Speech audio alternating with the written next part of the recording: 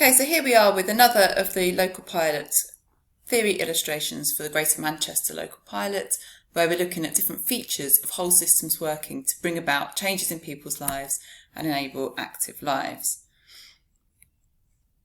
So as you know, there are 5 features of whole systems working that we are prioritising in Greater Manchester, and today we're going to look at learning and adapting. Okay, so there's a really key reason why we're looking at learning and adapting, and as that being a fundamental aspect of the working pilot. And that is because there are no targets or KPIs attached to this work. We're looking for meaningful change, but it's well recognised that we don't actually know what that is, and we don't want to presuppose how we're going to get there, particularly when we're talking about systemic change, so changes that might be across policy areas or might be as a result of different people working together.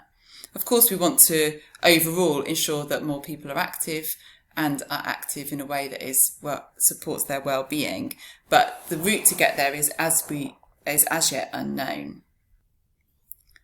So that means that absolutely core to this work is a commitment to learning, and if we are able to do that, that means that people across the system will be reflecting on their practice. They'll be learning about what works and what doesn't work, and where there are ways to improve what they're working, they'll be adapting their practice.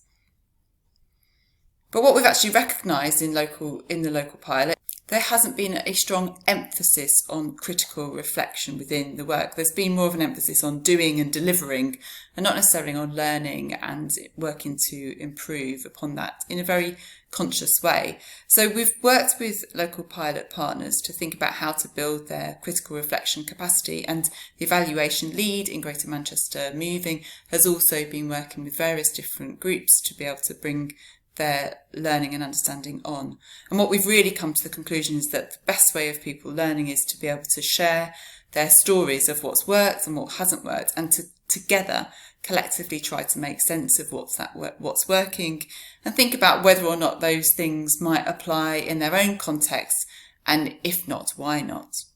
And we're starting to see that this is now recognised as part of the work, part and parcel of the work, and people are developing the appropriate skills and motivation to engage in the learning.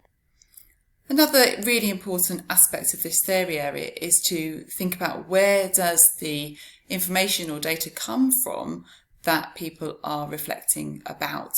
And the recognition across the pilot is that that doesn't come from one source, or that one source should necessarily be privileged over another, that actually it can come from working with local people, using local data, thinking about best practice that might be from elsewhere,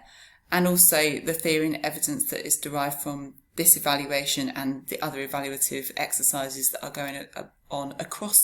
local pilot in Greater Manchester. And one example that we would share is the work that the evaluation team themselves have done over the last 6 months, engaging with the Sport England local community of learning and recognising that there are different ways to portray the information and insight in order to engage as many people as possible. And many of the stakeholders across Greater Manchester have said to us in these last 6 months that the experience of responding and reacting to the COVID crisis, and the recognition of the extent to which that has shown physical activity to be a priority or not within their places that they work or their local communities, has been a real hiatus in the work and given them time to reflect and think about